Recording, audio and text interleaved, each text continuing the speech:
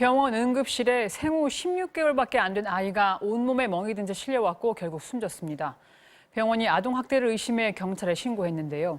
MBC 취재 결과 이미 지난 5달 사이 3번이나 곳곳에 멍이 있다, 뼈에 금이가 있다는 신고가 경찰에 접수됐습니다. 정상적인 상황이라면 도저히 이렇게 연달아 신고가 들어올 수 없었을 텐데 경찰은 매번 부모에게 아이를 돌려보냈습니다. 손하늘 기자입니다. 16개월 된 여자 아기가 병원 응급실에 도착한 건 낮 11시쯤이었습니다. 구급차도 부르지 않고 아이 어머니가 직접 데려왔는데 이미 심정지 상태였습니다.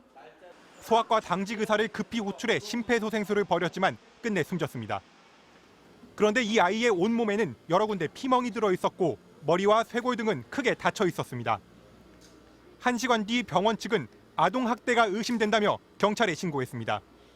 당시 병원 관계자는 아이 몸 여러 곳에서 골절 흔적이 발견됐다며 하루 사이가 아니라 수차례에 걸쳐 만들어진 골절로 보였다고 진단한 걸로 알려졌습니다. 다른 관계자는 단정할 수는 없지만 단순 실수나 넘어져서 생기기는 어려운 수준의 부상이라고 판단했다고 전했습니다. 그런데 MBC 취재 결과 숨진 아기에 대한 학대 의심 신고는 지난 5달 사이 3차례나 더 있었던 걸로 확인됐습니다. 숨진 아이가 지금의 부모에게 입양된 건 지난 1월. 이후 아기는 서울 양천구의 집 근처 어린이집 영세반에 다녔습니다. 지난 5월 아이의 상태를 본 누군가가 아동보호 전문기관에 처음으로 아동학대가 의심된다고 신고했습니다. 아동보호 전문기관은 아이의 몸 곳곳에 멍이 발견된다며 수사를 의뢰했고 경찰은 어린이집과 아이의 자택을 방문해 상태를 확인했습니다. 당시 경찰은 상처가 찍힌 증거 사진을 확보한 걸로 전해졌습니다. 하지만 아이에게 아토피가 있고 아이를 안마해주다 보니 상처가 생겼다는 부모의 말만 믿고 조사를 종결했습니다. 2달 뒤인 지난 7월 1차 신고 이후 아이를 지켜보던 전문기관이 다시 경찰에 신고를 했습니다. 수십 분 동안 차 내에 방치된 흔적이 있고 뼈에서는 금이 목격된다는 구체적인 정황까지 포착됐지만 이번에도 아이는 다시 부모에게 돌아갔습니다.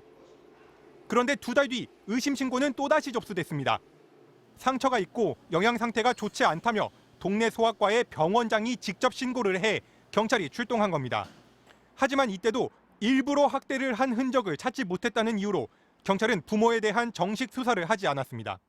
저희가 그때 이제 관계 전문가들하고 같이 조사도 하고 수사도 하고 했는데 그때 당시에는 그럴 만한 정황들을 발견할 수 없었기 때문에 결국 아이는 입양된 지 10달 만에 온몸에 피멍이 들고 골절상을 입은 상태에서 세상을 떠났습니다.